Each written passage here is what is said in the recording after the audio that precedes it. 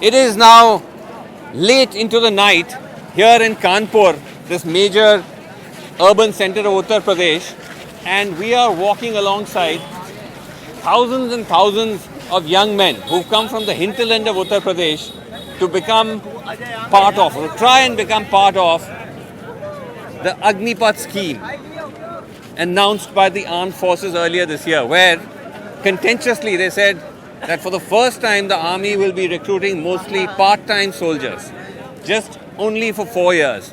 It was a move which has sparked protests across the country, and yet once the scheme was actually rolled out, you can see that you have a queue which stretches for almost over a kilometer, if not more, as all these young men have come to try to become a future soldier. What is it that is driving them? Is it distress? Is it because of India's chronic job problem, or is it because of devotion that they want to serve the larger national cause? Let's try and find out as we speak to some of them. भाई साहब ये बताइए कि आप सब ये अग्निवीर बनने के लिए आए हैं यहाँ पे, तो कब से आप यहाँ खड़े हैं लाइन में? कब से आप आए हुए हैं? खड़े हैं घंटे के लगभग 2 घंटे हो गए। 2 घंटे हो गए?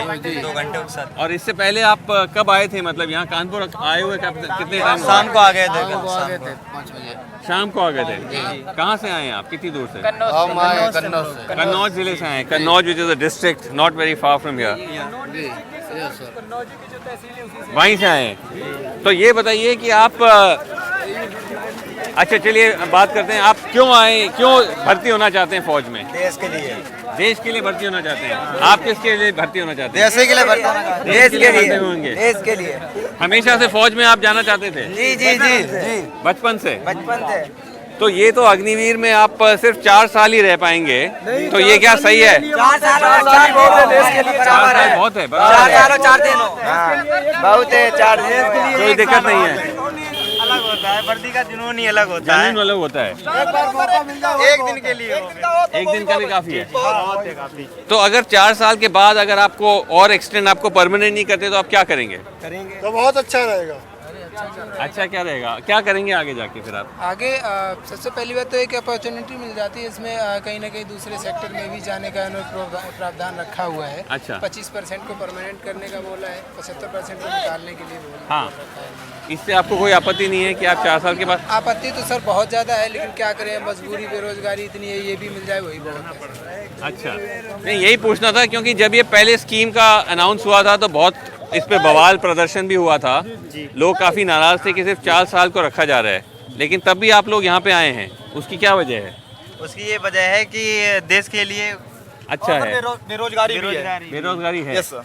तो आपके यहाँ रोजगारी के कोई वो हैं, चारा है? कोई साधन नहीं है हमारे पास, सिर्फ खेती है, कृषि करते हैं जो भी ना, हम लोग किसान के बच्चे हैं, खेती करते हैं, उसके अलावा कोई साधन नहीं है। सिर्फ खेती करते हैं? आपके पास कोई चारा है उसका?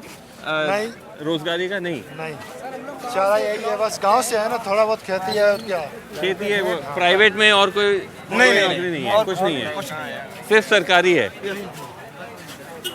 तो ये एक चुनौती नहीं हो जाती फिर आगे जाके, अगर ये मौका नहीं मिलता तो फिर क्या मतलब, प्राइवेट में भी नहीं है और सरकारी में नहीं मिला, फिर क्या करेंगे? अब अभी तो यही सरकारी चाहिए, अभी आर्मी के बाद में देखेंगे प्राइवेट, अभी तो इसी में इंटरेस्ट है। अच्छा, लेकिन वैसे आप पूरी तैयारी करके आए हैं? जी सर, बिल्कुल। अब सरकार ने तो ये बोल दिया है ना कि अगर आपके पास कुछ नहीं है तो आप पकौड़े तलो, है ना सर, ऐसा बोल दिया है।